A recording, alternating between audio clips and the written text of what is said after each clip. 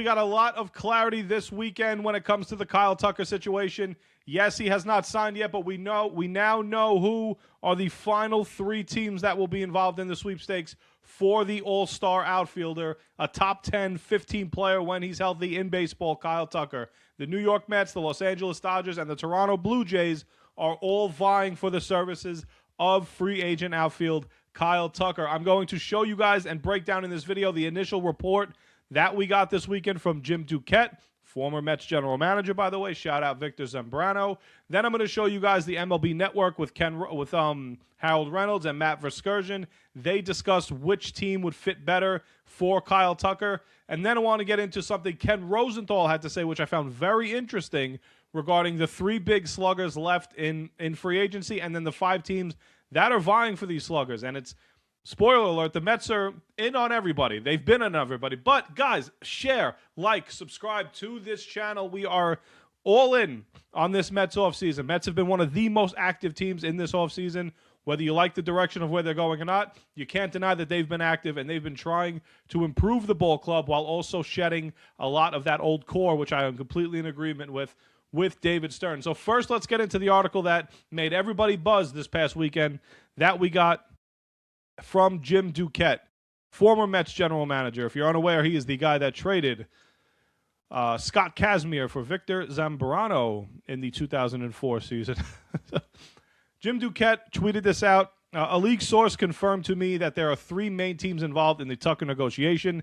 That is the Blue Jays, the Dodgers, and the New York Mets. Have all met with Kyle Tucker either in person or over Zoom as part of the recruiting process for the star player. Now, it came out a couple hours after the Duquette news broke. After he tweeted this out, it came out a couple hours after that. These meetings occurred this past weekend, Friday and Saturday. Some of them went into Sunday. Will be interesting to see if any of the three teams increase their offers soon to separate themselves for the star outfielder and try to separate themselves from those other teams with the New York Mets.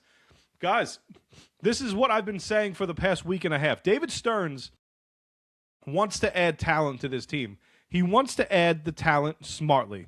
He's not going to spend stupidly. You spend for Juan Soto, you spend for a lot of other things, not for certain players on the free agent market.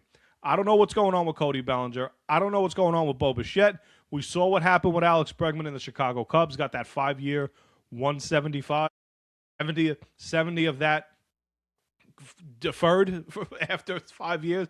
So basically a 5-year, $105 million deal.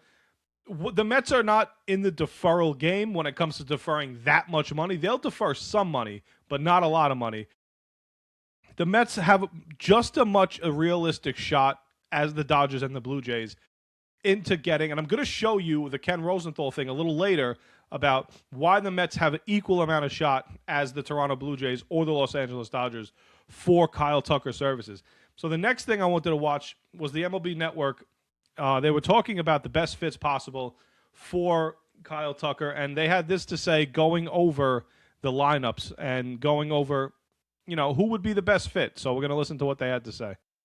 Is Perfect fit. But here's where I think he fits the best. It's the New York Mets, and I've been saying this since the start of the offseason. I feel like they need that protection component behind Juan Soto. I agree.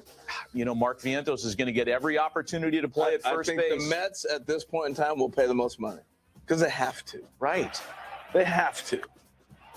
They overpaid for Soto. They have to go get the guy you're talking about to protect Soto. And I don't know who else is out there on the market right now. I think the need is greatest with the Mets. Unless Bo Bichette ends up being a Met. Hello. Where's he going to play? Third? He plays second base. That team. All right. I just have to move Marcus. They got Marcus Semien. I just think if you take this out, like without Kyle Tucker, that lineup is a meh. It's okay. It's good. No. But it's in such need of exactly what he brings. I was talking with one of our executives, not here from over at MLB, one of my good friends, and we were still arguing over Pete Alonso not being a Met. He didn't see it. I'm like, are you kidding me? He's like, nope, wasn't a fit. I agree. That was a whiff. I'm like, no, that was Pete Alonso had to be a.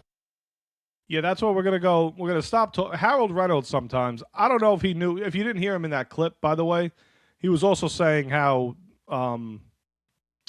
he didn't know Marcus Semien was there. So Matt Vescursion's a guy I respect a little more. I know Harold Reynolds is the former player, so people want to take his opinions. Harold Reynolds has not really checked into the game as much as a lot of people think that he is. Matt Vescursion said it 100% right. The Mets, out of all these teams, including the Blue Jays, including the Dodgers, including the Red Sox, the Mets need Kyle Tucker more than any of those teams. Do the New York Mets feel that same way that we all feel? How you saw what the lineup would look like with Tucker behind Soto, in front of Soto, wherever you want to put Kyle Tucker, you saw how the lineup looks, the length of this lineup, and if you insert Kyle Tucker into the Met lineup right now, it is already better than last year's lineup, and it is already better than any core lineup that you've seen since 2019.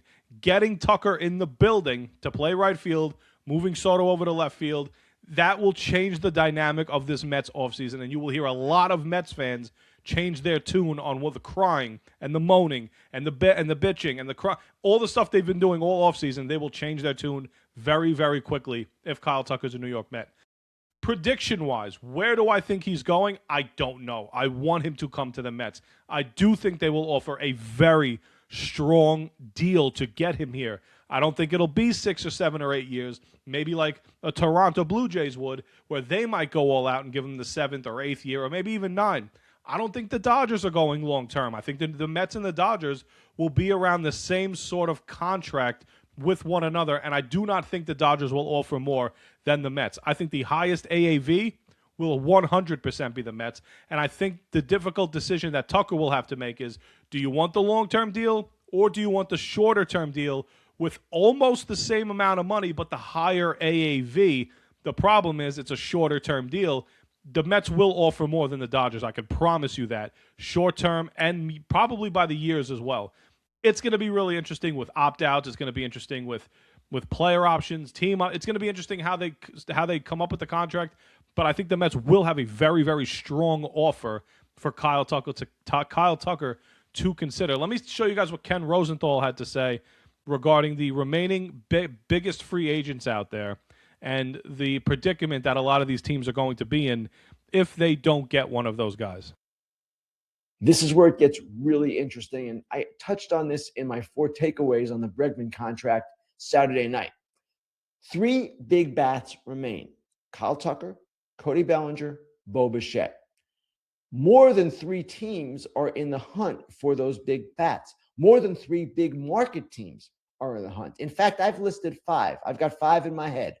It's the Mets, it's the Yankees, it's the Phillies, it's the Dodgers, and yes, it's the Red Sox.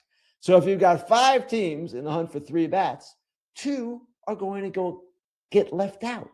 One of them you would think might be the Red Sox, since they don't want to spend big on guys like this.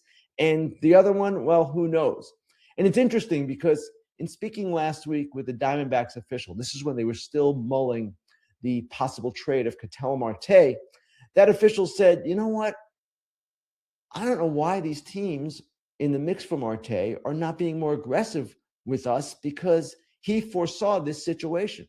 There are not enough big bats to go around. So who is going to get left out? That's a question we're going to see answered.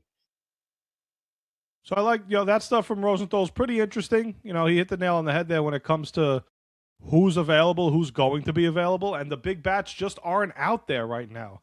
It's Kyle Tucker, and then that's in one tier, and then the next tier below that is Bellinger and Bichette. And who's going to land these 3 guys?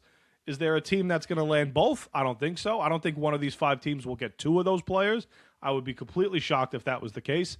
What I think the Mets have the advantage of here is Steve Cohen's already come out and said, if David Stearns wants to go up to $340, $350 million, he will not stop him. If he wants to blow past it, he will not stop him. This is David Stearns' team now, okay? He could spend $290 million. He could spend $370 million. Steve Cohen will okay it if he feels like David Stearns is telling him that this is the decision the team has to make. There's no budget here, but it's all up to David Stearns to build the sustained winner, which he's going to do. And you're already seeing those pieces fall into place very, very slowly. And it's not the Mets' fault that the MLB offseason moves at a snail's pace. It just moves like this. You saw the Bregman signing yesterday. You probably won't see another signing for another few days. The signing before that, I can't even remember. You still have free agent pitchers out there like Valdez and Suarez and Zach Gallen. You have 3 big bats left on the market after the Bregman deal was done on Sunday night to the Chicago Cubs. Plenty of moves to be made by the New York Mets. And we're not even taking into account the trade market right now, which the Mets have been heavily involved in so far this offseason. Where is it going? Okay?